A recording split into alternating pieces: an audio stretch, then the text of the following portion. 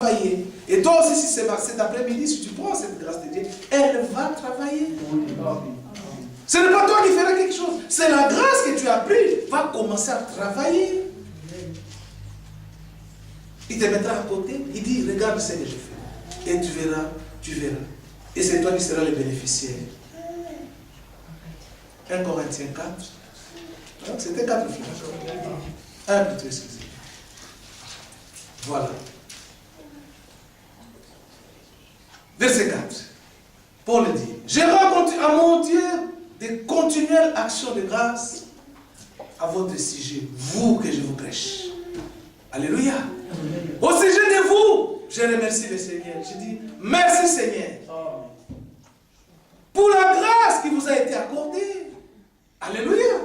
Donc Paul pouvait prier, lorsqu'il s'agenouille, il commence à dire, Seigneur, merci.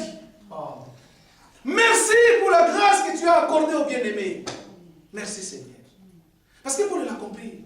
Si on t'accorde la grâce, lui-même il a expérimenté cela. Il a vu comment la grâce a travaillé. Il dit, je rends de continuer l'action de grâce à votre sujet. Pour la grâce de Dieu qui vous a été accordée. Où? En Jésus-Christ. Alléluia. Donc la grâce de Dieu vous a été accordée en Jésus-Christ. Plus loin on donnera la date, cette grâce nous a été accordée. Alors dans 1 Timothée 2. Et puis on va retourner. On va retourner là. 1 Timothée nous donne maintenant la date exacte. Quand est-ce que cette grâce nous a été accordée en Jésus-Christ? Deuxième épître à Timothée, à partir du verset, prenons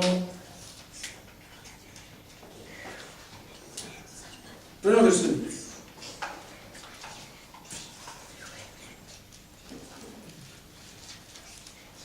Dès Timothée 1 à partir du verset 8. C'est bien que tu as trouvé? Dès Timothée 1, mais il faut trouver au lieu d'en mettre moment. Tu es une sœur, il faut trouver. Dès Timothée 1, verset 8. Voilà. Ah, toi tu as la Bible dans la tête. Hein? Toi tu es dans la tête. Tout est dedans. Bon, lis-nous alors, comme tout est dedans. Trouve une Bible. Tu n'es pas spectateur ici.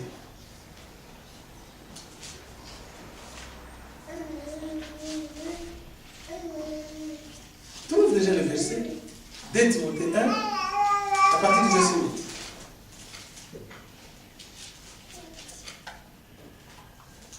N'ayez donc point honte du témoignage à rendre à notre Seigneur. Qu'est-ce que nous lisons tous? Parce qu'ici, on nous dit, non, il ne faut pas témoigner frère Branham, il ne faut pas témoigner frère Franck. On dit, ils sont terribles. Ils sont terribles, ces gens. Ouais, mais vous êtes des branhamistes, pourquoi vous dites c'est mal Branham? Écoutez ici, Paul, il savait qu'il y aurait des gens qui vont dire des choses comme ça. Il dit ici, il commence à dire, n'ayez point donc du témoignage à rendre à notre Seigneur, ça nous le faisons, ni de moi sont prisonniers. Il s'agit de qui? De Paul, un être humain. Mais si nous on dit frère Branham, ah, il y a combien de sous? Non. On va le dire parce que c'est écrit. Qu'il fasse tout ce qu'il fait. Nous, on va dire. On ne prêche pas Branham, mais nous témoignons. Ce que Dieu a fait avec lui. Oui. Les jours où il fera avec frère Magloire, on dira, le Seigneur a fait de grandes choses avec frère Magloire. Est-ce qu'on a prêché Magloire? Non. Il distrait les gens. Bon, il se distrait un peu. C'était juste pour vous dire que vous devez savoir, lorsque nous témoignons pour notre Seigneur, Paul aussi dit, n'ayez pas aussi honte de citer mon nom, son prisonnier. Voilà. Nous les faisons. Déjà ici, tout ce que nous faisons, nous avons la possibilité de vous montrer. Il continue. Et là, il parlait à Timothée. Il dit, Timothée, qu'on ne méprise pas ta jeunesse. Quand tu prêches, témoigne de Jésus-Christ. Moi aussi, n'aie pas honte. Cite mon nom. Qu'on ne méprise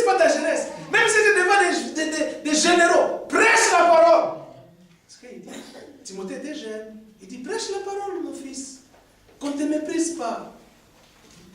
Qu'on ne méprise pas. Ne méprise pas ta jeunesse. C'est pourquoi il dit, témoigne. Moi aussi, je suis prisonnier. Il va lui dire, mais souffre avec moi. Alléluia. Lui-même déjà, Paul a souffert pour le Seigneur. Il dit aussi à Timothée, son collaborateur, il dit, mais souffre avec moi. Pourquoi? Pas parce que tu as volé à attaque, non. Pour l'évangile. Alléluia. Voilà pourquoi le Seigneur dit, lorsque vous souffrez parce qu'on dit que toi tu crois au Seigneur, mais c'est une grâce. Ce n'est pas une chose extraordinaire. Oh non, mais pourquoi tout le monde me fuit? Parce que j'ai pris maintenant. Moi je me rappelle quand je commençais à prier, je sortais avec la Bible et je cachais. C'est terrible. Pour qu'on ne voit pas qu'il va en prier. Les faits de commencement sont terribles. À qui me ferait à longtemps? J'ai caché ma Bible là pour qu'on... C'est terrible. C'est terrible. Chacun a son expérience. C'est moi je suis venu au Seigneur au travers de mon épouse. J'ai prié beaucoup de l'université avec des foulards en tête. Des prières terribles. Moi je regardais. J'ai dit, mais elle fait quoi? Mais Dieu soit loué, ne me forcez pas. Ne me laissez. Je l'ai laissé. Mais elle était là, bombardée à genoux tout le temps. Je ne comprenais rien. Mais autant voulu par le Seigneur. Amen. Je commence à comprendre. Oh, mais c'est sérieux. C'est sérieux, c'est sérieux. Dieu fait ce qu'il veut. Hein. Amen. Il peut utiliser, je ne sais pas qui pour que tu puisses écouter. C'est comme ça qu'il fait. Si tu étais dans les plans, il va utiliser même un chien et dire, va dire à Balaam d'arrêter. Qu'il arrête de faire ce qu'il fait là. Parce qu'on a envoyé des gens, non, ils n'écoutent pas. Allez, l'âne, parle. Quand Balaam il a entendu, son âne commençait à parler, il dit, première fois, un animal qui parle, c'est devenu sérieux. Donc ce sont des voix que le Seigneur utilise. S'il a besoin de passer un message, en tout cas, il passera. Si tu n'écoutes pas un homme, il va chercher un escargot, il va lui parler. Parce que l'âne avait parlé. Et le Seigneur a parlé avec le poisson de Jonas là. Il dit, il y a quelqu'un là qui a proposé au capitaine des bateaux là qu'on les jette dans l'eau pour que ça cesse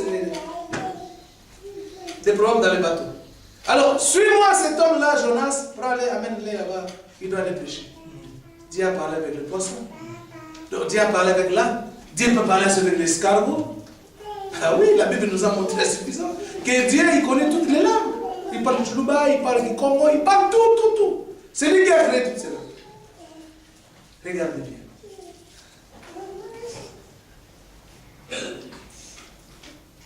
Nous sommes dans 1 Timothée pour montrer cette grâce qui nous a été accordée en Jésus-Christ.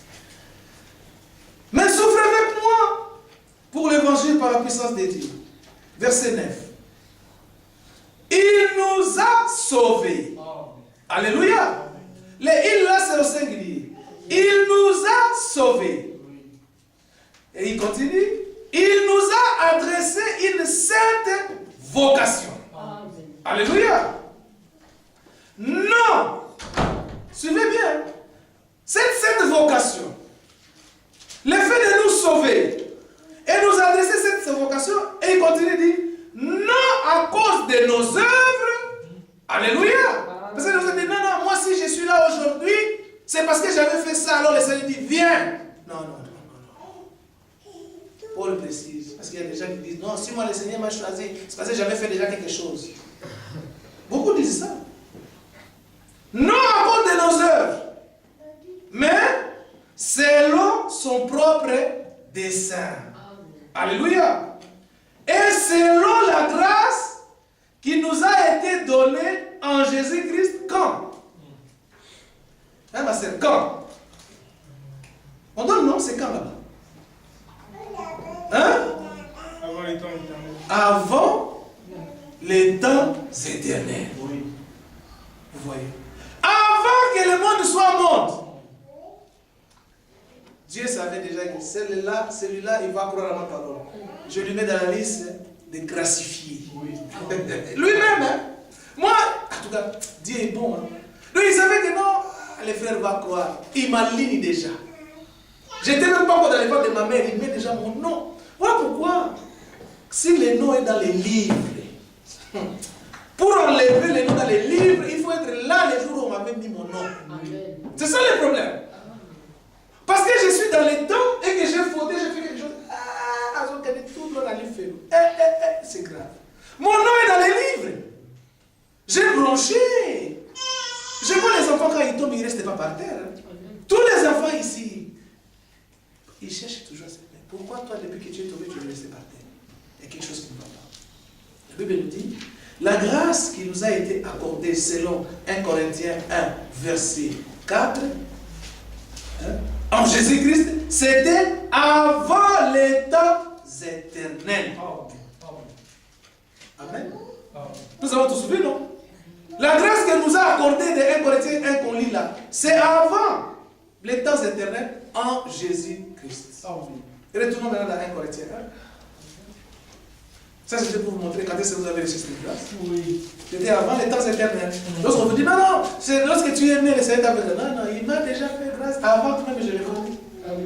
Avant de connaître Jésus, il nous a fait grâce. La preuve, c'est quoi? Lorsque tu crois, c'est une preuve qu'il t'avait déjà fait grâce depuis longtemps. C'est tout. On vient avec l'évangile, vous étiez 4 en famille, une personne croit. Mais c'est ça, une preuve.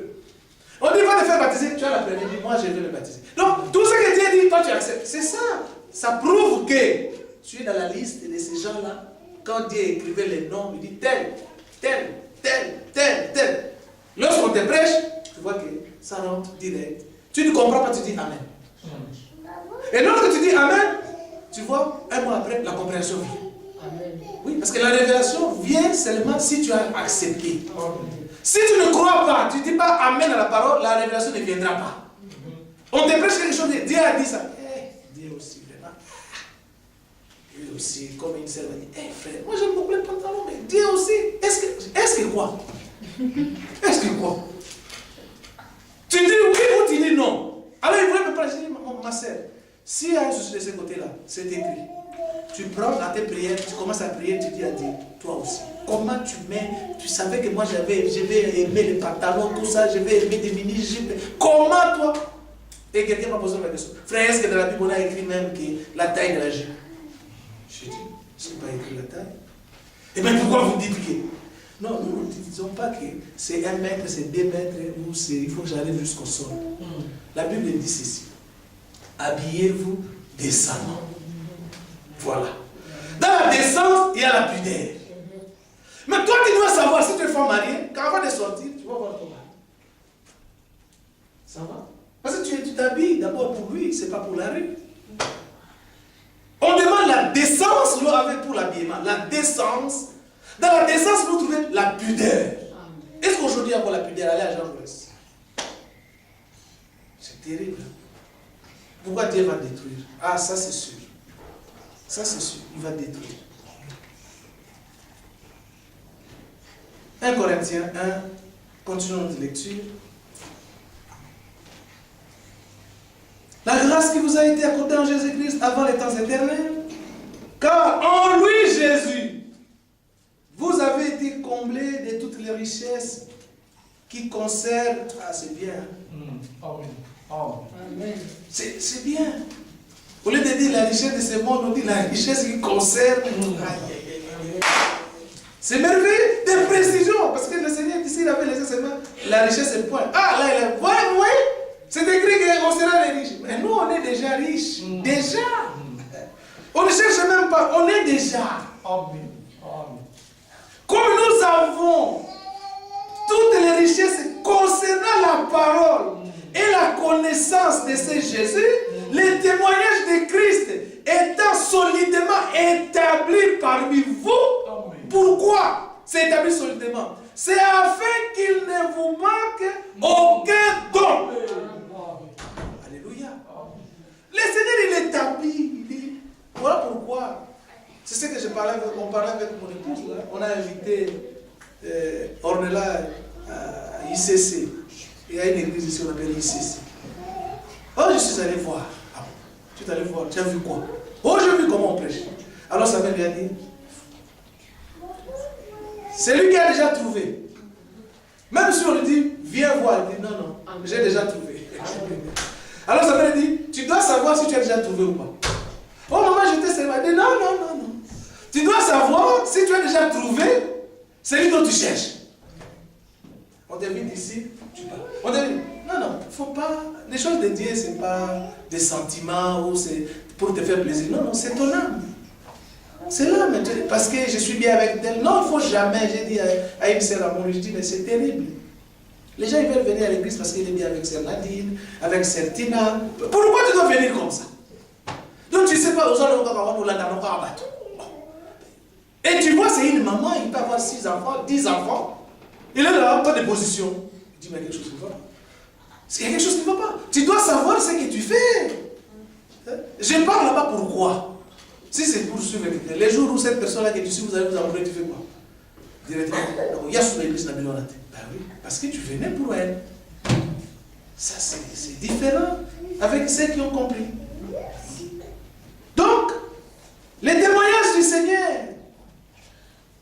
ayant été solidement établis parmi vous. Pourquoi établis solidement? C'est pour que nous ne puissions pas manquer aucun don.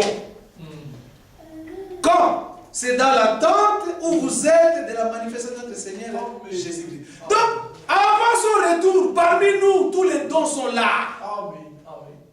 Dons de prophétie, de paroles, tout est là. Tout est là. Une jeune sœur m'a posé la question. Oui, j'étais à l'église et on a invité des Américains, ils ont prêché. Et lorsqu'ils ont prêché, là-bas, à l'église là, de cette Américaine, ils ont prêché. Et après, il y a quelqu'un qui commençait à parler en langue. Qu'est-ce que vraiment, Bonnie, parce que je l'amenais quand je partais à dimanche, quand je faisais le prêcher.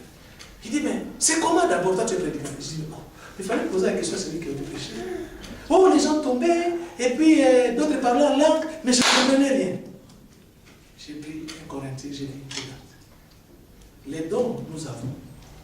Mais lorsque tu parles en langue, et qu'il n'y a personne pour traduire, interpréter, tu dois te taire.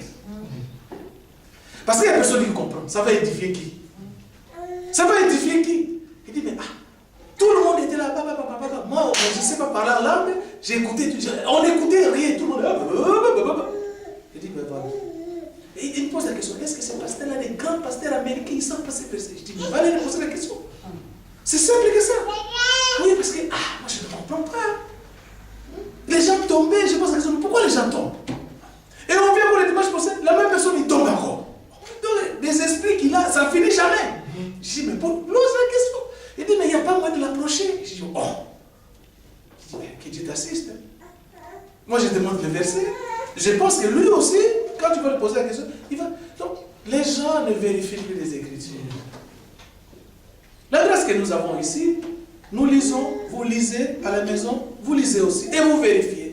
Tu n'as pas compris, dès qu'on descend de la chair, tu dis, oh frère, mais je n'ai pas compris, je dis, est-ce que, et on vous montre. Parce qu'il y a des versets que nous citons comme ça en passant, nous ne lisons pas. Et j'ai dit à la jeune sœur, je dis non. Le problème est que là, chez vous, vous fermez la Bible, et vous commencez à parler comme ça. C'est ça le problème. Les gens laissent les plans, et ils commencent à construire une maison sans les plans. Non, c'est des dégâts. Oh, mais explique-moi comment on peut construire une maison sans faire juste les plans. Quand on ferme la Bible et tu commences à prêcher, la Bible est fermée. La Bible qui est les plans. C'est comme si les maçons disent, fais-moi une chambre ici, il va te mettre la salle de bain au salon. Parce qu'il n'avait pas les plans. C'est ce que les églises actuelles maintenant ils font. Je dis, mais oui, parce que je ne comprends pas. Je dis, il faut demander à ton pasteur. Je ne sais pas s'il avait fait. Au sort de qu'il vous manque au cœur dans l'attente où vous êtes de la manifestation de notre Seigneur Jésus-Christ. Verset 8. Lui-même, Jésus-Christ, dans l'attente de son retour, regardez ce qu'il fera. Il vous affermira aussi jusqu'à la fin. Alléluia. Lui-même, le fait que vous écoutez la parole, vous venez pour être préparé. Il a pris la charge de vous affermir jusqu'à la, pas au milieu, jusqu'à la fin. Il explique pourquoi.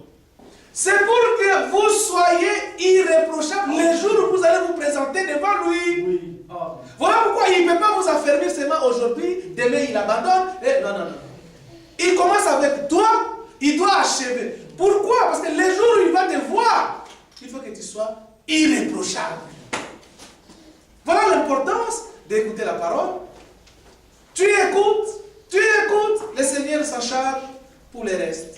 Toi tu écoutes, comme l'extrémiste dit. Notre part, c'est d'écouter au Seigneur ce que tu nous dis et de le garder dans notre cœur. Le reste, c'est lui qui fait. Amen. Alléluia. Il dit pour que vous soyez irréprochables au jour de notre Seigneur Jésus-Christ. Dieu est fidèle. Alléluia. Pourquoi il est fidèle? Il dit, lui qui vous a appelé dans cette chose, dans cette communion où vous êtes, il dit que je suis fidèle. Alléluia. Donc il vous dit, je vous ai appelé pour être en communion avec Jésus. Mais je vous dis aussi que je suis fidèle. En ce qui concerne votre affermissement, il ne faut pas entrer en veille de prière. Oh, nous avons jeûne d'affermissement. Non, non. Moi-même, je l'ai fait. Eh bien, nous voyons. Moi, c'est. Vous voyez, moi, on a fait ça. On va être là-bas 10 jours pour. Ah! Tout le monde a ma campagne. Frère, ma campagne, peut-être que tu vas passer. Nous, on est passé dans un cours terrible. Il faut que tu sois fermé, frère. Mais c'est terrible. Mais lorsqu'on lit, il dit, moi-même, je vais le faire. Amen. Toi, écoute, accepte. Je prends la charge de t'affermir. Les jours où tu as accepté la parole, jusqu'à la fin, il donne le pourquoi. Il dit, c'est pour que les jours où tu vas te présenter, tu sois irréprochable. Amen. Mais il fait un travail extraordinaire. Ça veut dire qu'il a besoin que tu puisses partir avec lui. Amen. Parce qu'il dit, rien d'impur entrera. Alors il commence le travail ici sur cette terre. Il est au ciel, il nous prêche. Il est aussi dans notre cœur. Il nous affermit, il nous édifie. Pour que nous soyons irréprochables en ce jour-là. Voilà pourquoi il dit, en conclusion, je suis fidèle. C'est-à-dire que vous devez savoir que je suis fidèle. Et dans cette fidélité, vous allez dans beaucoup de versets, vous allez comprendre que non, Dieu ne change pas. Ce qu'il dit, il le fait. C'est ça sa fidélité. Sa fidélité, ce n'est pas par... Elle aime beaucoup la parole. En tout cas, elle est fidèle à ma parole. Non, non, non. Et c'est que tu peux changer dans 5 minutes. Dieu nous connaît dans un verset, il dit, je sais que tu peux changer dans 3 minutes. L'homme est comme ça. Il est pas toi. L'homme change. Il change de position. Mais Dieu, il dit, en moi le Seigneur, il n'y a pas l'ombre de variation. Amen. C'est dans Jacques. C'est-à-dire que lui, ce n'est pas, il dit le matin comme ça, le soir, il dit, fille, je savais vraiment. Non, non, non. Il vous dit, je suis fidèle. Oh. Moi qui vous ai donné le problème maintenant de savoir si c'est lui qui t'a appelé, c'est Dieu, sois calme.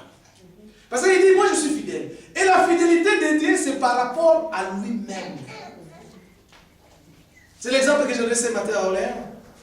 Devant Sarah, quand il faisait la promesse, Sarah avait ri. Il dit, mon Seigneur est déjà vieux. Comment pareille chose va encore arriver? Mais ce n'est pas parce que Sarah avait ri que ça va changer la fidélité de Dieu. Non, ça n'a pas changé. Même si il faut que cela change. Bon, il va changer. Pourquoi? Parce que la personne qui était prévue pour cette promesse, c'était Sarah. Dieu ne pouvait pas changer par une autre personne. Comme c'était à Sarah, il fallait que cet enfant, Isaac, vienne de Sarah. C'est ça la définition de notre fidélité. Lui qui vous a appelé à la communion de son Fils, oui. Jésus-Christ notre Seigneur, il se présente et dit, je suis fidèle. Oh. Pourquoi il dit je suis fidèle? C'est par rapport à ce qu'il vient de dire si haut. Moi-même, je vais vous affermir jusqu'à la fin pour que vous soyez sans tache, irréprochable au jour où moi je vais paraître. Amen. Mais il prend cette charge-là. Non, nous devons rester calmes. C'est ça. Mais pourquoi on ne reste pas calme? Il faut demander au Seigneur. Seigneur, donne-moi le calme. Dans le calme et dans la tranquillité, qu'on entend le Seigneur du Seigneur. Mais pourquoi je suis agité? Parce qu'il y a un autre verset qui dit, l'homme né de la femme est sans cesse agité. Alors il faut demander au Seigneur, Seigneur, arrête l'agitation. Il faut demander. On est trop agité. Le Seigneur ne travaille pas avec des bruits, mais dans le calme. Dans le calme, il travaille. Il travaille. Paul en a parlé encore comme ça, je passe dans 1 Thessaloniciens, on va voir ça quelque part. par rapport toujours à ça. Il veut nous voir sans tâche, mais c'est la réalité. Il nous verra sans tâche. Moi, de ce côté-là, je ne doute même pas. Je ne doute pas. Comme c'est écrit, j'attends seulement que ce jour-là, voilà. 1 Thessaloniciens 5. Regardez bien. Verset 23.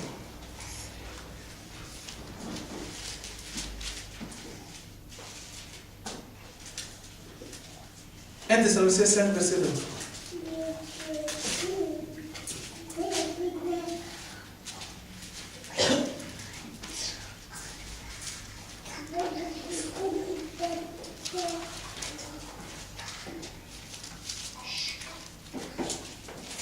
Thessaloniciens 5, verset 23. Que le Dieu de paix, Amen. Alléluia, vous sanctifie lui-même tout entier. Amen. Mais dans ce verset, on nous dit cherchez la sanctification. Sans cela, vous ne verrez pas le Seigneur.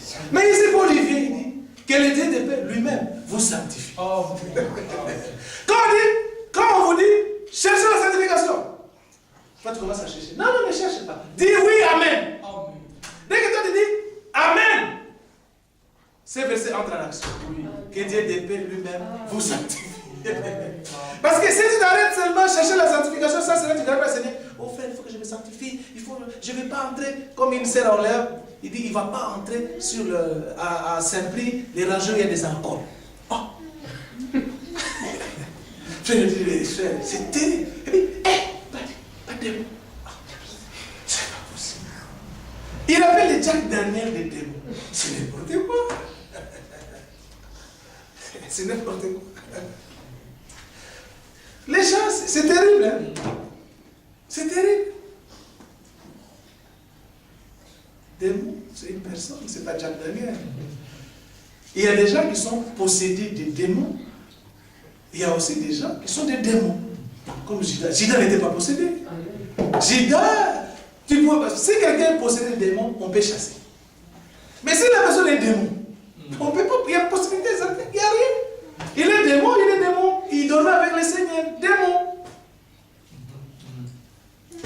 C'est comme ça, c'est différent. Hein?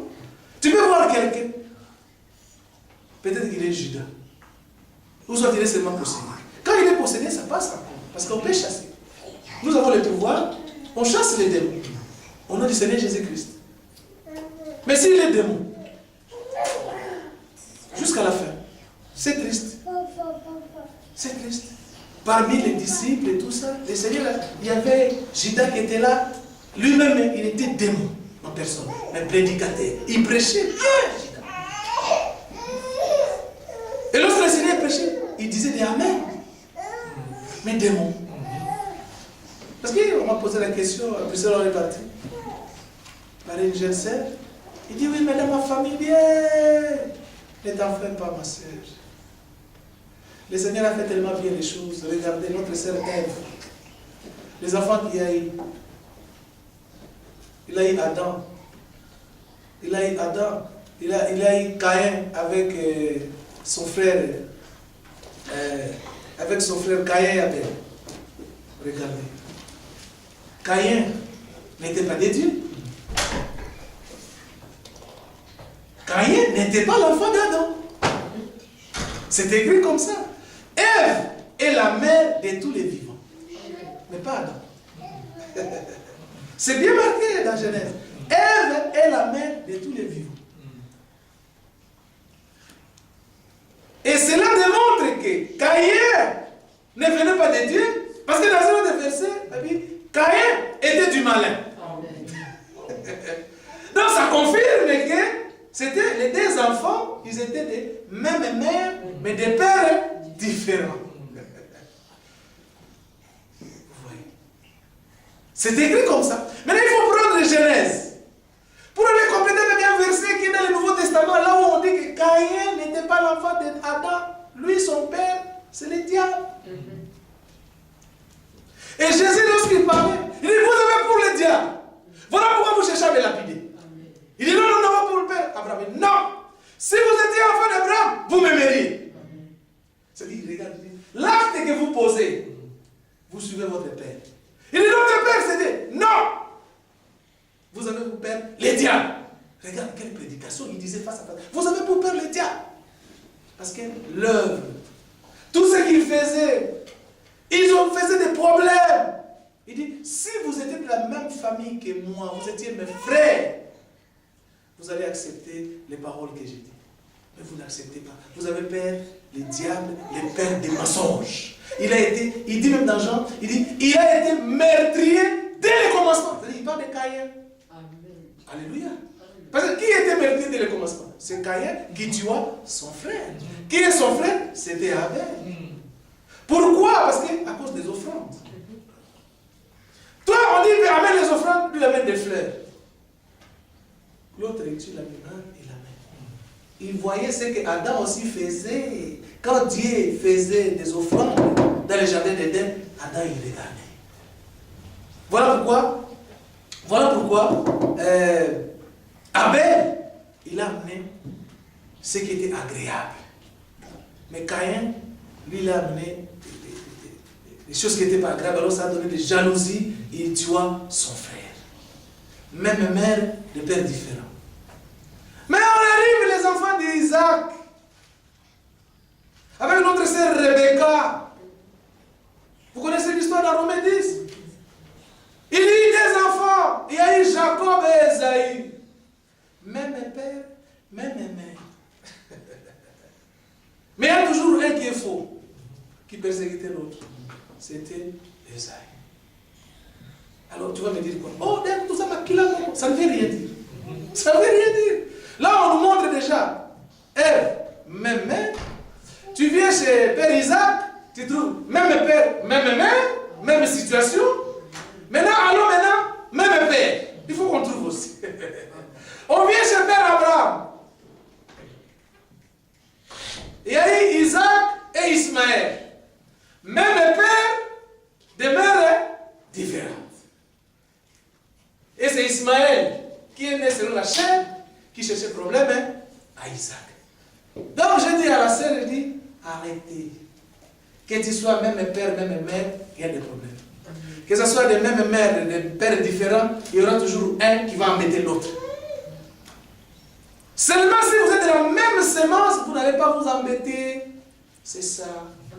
Voilà pourquoi même pour le mariage, il est important que nous puissions nous marier selon notre foi biblique. Nous croyons la même chose comme hier on était dans le fiancé de notre bien-aimé, Enoch. Lorsqu'il a dit à son père, j'ai trouvé une fiancée, frère nous dit, c'est pas possible, il va m'amener qui ici dans cette maison? Comme c'est un petit qui bouge un peu, il fait des voyages, il dit, ah la jeunesse aujourd'hui, sûrement, frère nous dit, il a fait cette témoignage, je lui dis, frère, je m'attendais que ce petit va m'amener un Moabite ici. Et là, ça va être la guerre dans cette maison. Parce que les Moabites, ils ont la tête toujours comme ça. Je dis, ici, ça va être chaud. Et je vois quand il me parle, dit, ah, c'est une sœur. Ah, frère, je suis entré dans la chambre, j'ai prié le Seigneur. J'ai dit, merci Seigneur. Une sœur, comme Isaac avait fait, il a trouvé la sœur Rebecca. J'ai écouté la prédication de Frère Branham, comme elle parle dans les vies. C'est un couple merveilleux de Rebecca et d'Isaac. Et puis je suis allé même voir. Lorsqu'on a trouvé Rebecca, cette jeune fille, belle de figure, avec des œuvres correctes. Lorsqu'il a vu son fiancé Isaac, la Bible parlait quelque part. Lorsqu'il a vu Isaac de loin, lui il venait, Isaac était là-bas. La Bible dit, ils ont fait le même signe. Comme c'était... C'est comme s'ils se connaissaient déjà. C'était à lui. Alors le frère, il témoigne, il dit, frère, moi je pensais que c'était... Lorsqu'il m'a dit, ah, c'est une sœur, elle prie avec nous à Paris, et... Oh, je dis, merci Seigneur. Il m'a amené la sœur, je dis, ah. J'ai dit, petit, que Dieu te bénisse. Mais hier, les frères, tout le monde, les parents étaient là. On a dit aux enfants, il dit, vous nous avez honorés. Celui qui honore les parents, directement, il honore Dieu. Et il y a un verset qui dit, Dieu honore toute personne qui l'honore. Regarde, Dieu t'honore, il te donne les honneurs. Parce que seulement, tu l'as honoré. nous venons, aujourd'hui on a présenté Enoch, Kevin, on l'a présenté. Je pense que c'est un bon exemple pour vous les jeunes. Ah oui, parce que les Moabites, tu dois avoir mal à la tête. Tu vas commencer à compter les plafonds. Tu vas m'appeler à 4 h du matin. Frère, viens! Je te dirai que Dieu t'assiste, frère. Tu as volé la Moabite avec des cheveux rouges, verts. C'est terrible. Hein? Mais bon, je ne pense pas que ce sera comme ça. Mais je ne pense pas que Dieu t'assiste. Hein? Il y a Tony qui a fait réception déjà. On attend toi et les autres qui vont suivre. Que Dieu vous assiste. Pour être assisté par Dieu, il faut l'aimer. Il faut aimer sa parole. Il faut accepter sa grâce. Ouais. Il ne faut pas faire comme quelqu'un, il vient d'aller chercher lui-même la femme. Non, non, non. C'est Dieu qui cherche pour toi et il te montre. C'est elle. Ah oui. Il a amené Ève. C'est Dieu qui trouve la femme, la bonne femme pour toi. Pas une belle, mais une bonne femme. Pleine de bonté de cœur. Parce que beaucoup regardent. Il faut, lorsque tu regardes les visages de la sœur, tu vois les cœurs directement. C'est difficile. Hein? Quand tu regardes une jeune sœur, il faut arriver à voir les cœurs. Mais là, comment tu vas voir les cœurs? C'est avec la parole que tu écoutes. Tu verras que la sœur aime tellement la parole. Tu sais, je ne connaissais pas la fiancée d'Enoch. Mais c'est une jeune sœur. Partout il y a des communions, elle est là. Je parle souvent avec elle, mais je ne sais pas souvent. Elle est toujours prête à servir. Elle aime vraiment travailler pour les choses de Dieu. Oh, mais il y a une jeune sœur. Est-ce qu'elle a même 25 ans? Je ne pense même pas. Ou 25, je ne pense même pas. Il doit aussi pas 19 ans ou 20 ans. Je dis, mais quelle grâce extraordinaire. Quelle grâce. Mais nous, à 19 ans, on était où? Prenez mon exemple. Vous êtes bénis, hein? Que des paroles comme ça, à 15 ans de Jérémie, vous écoutez ça? Non, mais nous, on n'a pas écouté ça. Mais c'est une grâce. Que le Seigneur vous mette ça à cœur, venir écouter cette parole pendant 2 heures de temps.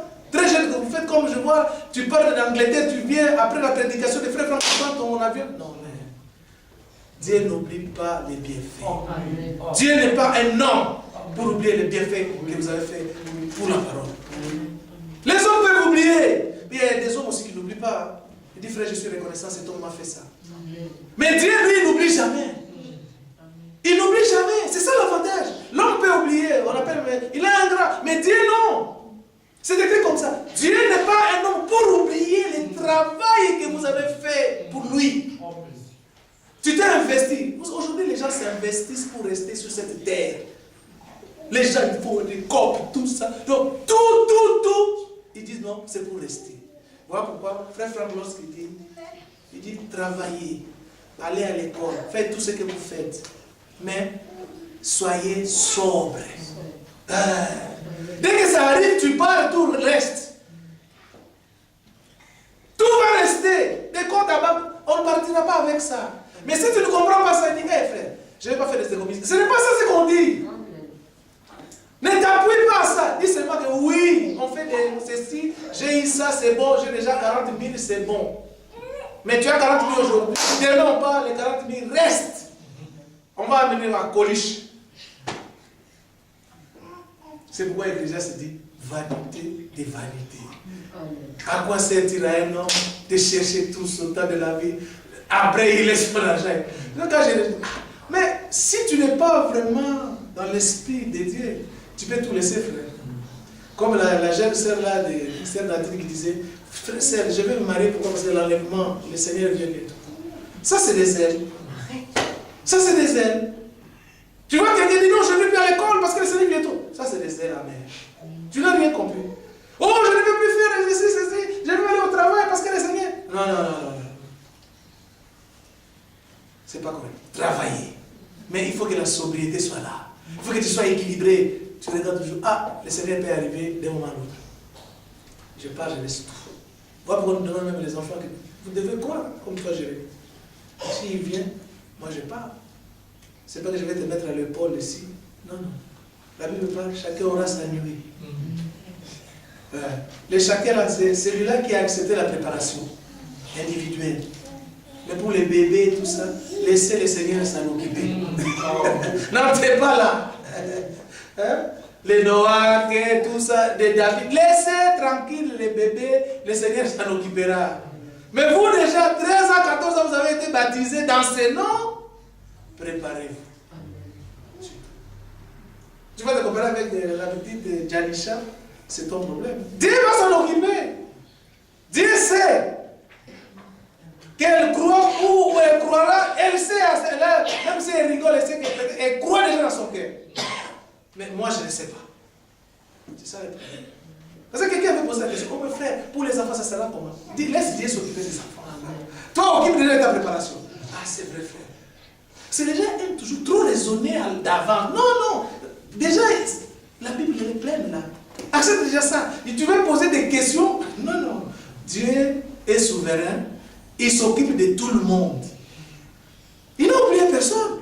Lui-même, il sait. Les enfants, il sait lui-même. Regardez bien. Que le Dieu de paix lui-même vous sanctifie, lui-même tout entier. Pas en partie. Hein. Sanctification tout entier. Alléluia. Oui. Parce que si toi tu le fais toi-même, tu feras en partie. Comme là, tu te laves pour les dos, il faut que quelqu'un vienne. Mais tu vas juste là, mais le dos. Oh, mais viens, on est comment on comprend. Le Seigneur lui prend en charge de tout. Tout, ça vous pique. Moi je me rappelle quand je ne voulais pas me laver, ma mère, quand je joue au foot, là, en tout cas ma mère a beaucoup souffert. J'ai essayé pour se laver. Après avoir me lavé, il dit bon, maintenant, tu sens bon? Est-ce que tu es mort? C'est terrible l'enfance. Et pourtant, lorsqu'on se lève, on sent bon. Je venais jouer au foot, vous vous rendez compte? La douche. Ah, là, je suis déjà là-bas. Mais ma mère ne fait pas bien, il vous raconte ça, c'est pas bien. Il vous dit des choses que j'ai fait à l'enfance. C'est terrible, hein? Mais bon. Ça, c'est mon parcours. Alors, il dit que le Dieu de paix lui-même vous sanctifie tout entier. Il commence tout votre être. Il sanctifie cela. Alléluia. Votre esprit, il sanctifie. L'âme, lui-même, il le fait. Et le corps, le tout doit être conservé irréprochable. Dis-moi, si on te dit toi de le faire, tu vas faire quoi? L'être, l'esprit. Parce que le verset là dit, cherchez la sanctification. Ça c'est là, personne ne verra le Seigneur. Allez, tu commences. Je vais sanctifier dans l'esprit. Comment tu vas sanctifier l'esprit? L'être, tu vas sanctifier. Le corps, tu ne sauras pas. Voilà pourquoi. Il dit, il faut que tout cela qu'il énumère là soit conservé irréprochable. Lors, tout est toujours en fonction de son avènement. Alléluia. Lors de l'avènement de notre Seigneur Jésus-Christ. Dans 1 Corinthiens, nous avons lu au jour du Seigneur Jésus-Christ. Voilà pourquoi il te prépare pour que ce jour-là tu sois irréprochable. Ici, il dit, tu devras te trouver irréprochable jusqu'à son retour. Mais s'il faut que toi tu le fasses, tu ne le sauras pas. Et il continue, verset 24. Celui qui vous a appelé est fidèle. Alléluia. Donc il énumère des choses. Maintenant, il commence, il dit, bon, ce que j'ai énuméré là, vous devez savoir que je suis fidèle. Parce qu'on dit, ah, mais c'est dire. Il dit, non, je vous dis que je suis fidèle. Comme c'est moi qui vous ai appelé à la communion de mon fils, alors il dit la suite, c'est lui qui le fera. Alléluia. Donc c'est le même verset que nous venons de lire à 1 Corinthiens 4, 1 Corinthiens 1 verset 4. Donc, il t'a affermi. 1 Corinthiens 4, c'était affermissement. Jusqu'à la fin, pour que ce jour-là tu sois irréprochable. Et il dit, je suis fidèle. Je le ferai. Toi, normalement, assieds-toi, écoute, accepte. Lui, il viendra, il commence à t'affermir. Ici, il vient, il parle maintenant de la sanctification. Il dit, bon, la sanctification, je vous demande, c'est l'être, c'est le corps, l'esprit, tout. Ça doit être irréprochable. Hein? Jusqu'au jour où moi je vais apparaître. Il met virgule. Mais vous devez savoir que je suis fidèle. Moi qui vous ai appelé, je le ferai. Ouais. Donc, il nous montre en tout et pour tout, c'est lui qui travaille. Alléluia. Si toi tu acceptes lui notre nation, ne cherche pas ta propre sanctification ou comme un hypocrite. Au fait, ce que tu as pris là, crois d'abord ça. Le reste, le Seigneur t'aidera. C'est tout. Surtout, ne rejette pas la parole. Accepte seulement telle qu'elle est sortie. Le Seigneur prendra soin. Alléluia. Voilà pourquoi, pour finir, je vais lire un verset, un tout dernier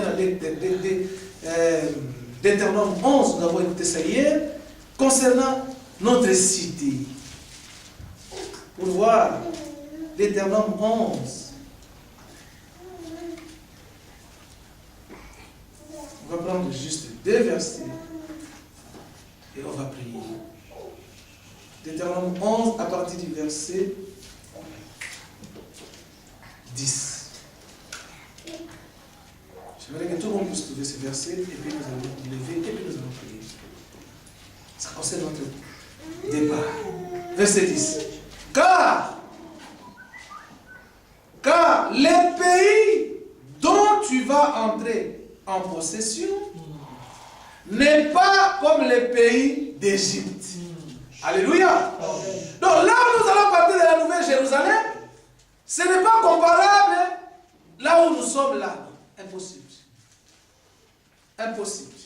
Il dit, ce n'est pas pareil d'où vous êtes sortis. C'est-à-dire que nous sommes sortis quelque part pour rentrer quelque part. Dieu déjà montre et dit que vous devez savoir que ce n'est pas pareil de là où vous venez. Il continue lui-même. Où tu jetais dans les champs ta semence, hein, et tu les arrosais avec ton pied comme un jardin potager. C'est-à-dire, tu jettes la semence, c'est toi qui jettes, et puis après tu fais avec ton pied comme ça. Donc c'est toi qui travailles. Alléluia. Alors il continue. Verset 11. Les pays que vous allez posséder, alléluia, c'est un pays de montagnes et de vallées. Alléluia. Ces pays-là, ça boit les eaux de la pluie du ciel. C'est un pays dont l'Éternel, ton Dieu, prend soin. Amen. Alléluia. Et sur lequel ton Dieu a continuellement les yeux du commencement jusqu'à la fin de l'année. C'est-à-dire que toi, tu ne fais rien, c'est lui. C'est pourquoi il fait la comparaison. Là où vous étiez, vous-même, potager, tous les jours. Il faut faire des efforts. Allez, travaillez pour votre salut. Travaillez. Il dit, mais là où vous allez partir, c'est moi-même. Moi-même, je vais tout préparer. Et je vous fais seulement entrer et dire, allez, prenez. Voilà pourquoi il fait cette comparaison. Ce n'est pas comme là où vous étiez sortis, vous faisiez tout vous-même. Et c'est pour nous dire, là où vous faisiez tout vous-même, ici, pour cette ville-là, il n'y a rien à faire. C'est moi. Parce qu'il a fait la comparaison. Il montre qu'en Égypte, c'est nous qui travaillons. Mais pour la cité céleste, c'est lui qui travaille. Voilà pourquoi il dit, j'ai les yeux continuellement du début de l'année jusqu'à la fin de l'année. Alléluia. C'est très important. Donc, Jean 14, c'est lui qui travaille. Alléluia. Donc, il a les yeux continuellement. Toute l'année, sur nous, il veille. Dans l'obligation qu'à la fin, nous puissions être retrouvés, et puis ça se fera. Ah oui, parce que comme c'est lui qui veille que nous puissions arriver à la fin irréprochable, il n'y a pas de souci. C'est comme nous avons dit dans 1 Corinthiens 15. Si c'est écrit, comme Pilate a dit, ce qui est écrit, je l'ai déjà écrit. C'est fini. Ah oui. Si c'est prévu que tu sois avec lui, ce jour-là, tu seras irréprochable et puis directement. Parce que rien d'impur entrera. Il n'y a que l'amour parfait qui entrera. Alléluia. Voilà pourquoi, mes bien-aimés, cette petite communication concernant notre départ encore qui est pour bientôt. Parce que si nous nous réunissons, c'est juste pour le départ. Oui. Nous nous réunissons pour prêcher notre départ. Entre-temps, nous travaillons comme tout le monde. Nous entrons à fil vert, fil blé, nous sommes tout à l'heure, on se bouscule. Mais les problèmes, on est différents. Oui, on est différents. Abraham, il était différent de beaucoup de gens qui étaient sur la terre en son temps. La différence, c'est quoi? La différence, c'est que ces gens-là n'avaient pas la promesse, mais Abraham avait la promesse. Oui. Mais Abraham entrait, s'il y avait des métros à l'époque, il entrait dans les métros comme tout le monde. Un jour, vous pouvez aussi ouvrir son frigo, il n'y a pas de yaourt, comme tout le monde. Mais le problème, Abraham avait la promesse. Oui. Ce qui fait la différence avec nous, avec les gens qu'on se croise, c'est nous avons la promesse de Jean 14 et ils n'ont rien. Ils s'investissent pour rester ici. Mais nous investissons pour les départ.